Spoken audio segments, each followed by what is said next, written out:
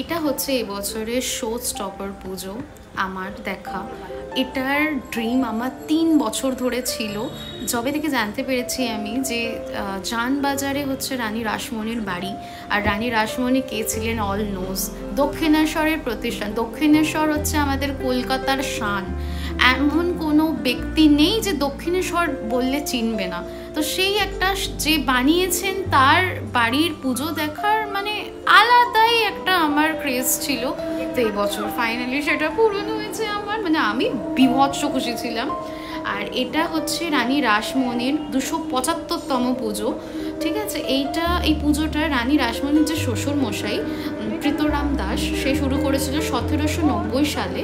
আর সত্যি বলতে এটা একটা ঐতিহাসিক পুজো, মানে একটা বিভৎস মানে পৌরাণিক পুজো এটা। আর এই পুজোটা রাজা রামমোহন রায় আর বিদ্যাসাগরের মতো ব্যক্তি এই পুজো দেখে গেছেন আর জয়েন করেছেন, মানে সেই টাইপের পুজো দেখার মানে জাস্ট ড্রিম কাম ট্রু।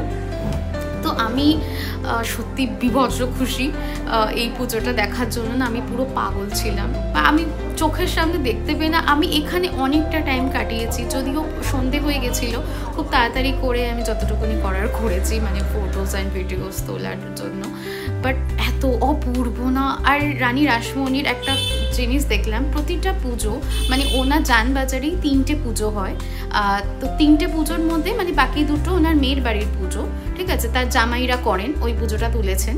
তো ওই পুজোগুলোর প্রত্যেকটা মূর্তি একটু একটু মিল আছে, আর চালচিত্রগুলো প্রত্যেকের আলাদা।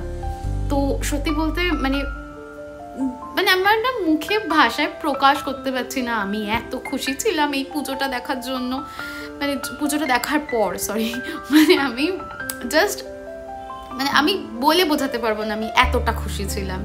তো ফাইনালি আমার এই ড্রিমগুলো পূরণ হয়েছে। থ্যাঙ্কস টু বিবেক, মানে আমি ওকে যতবার থ্যাঙ্কস বলবো ততবার কম হবে।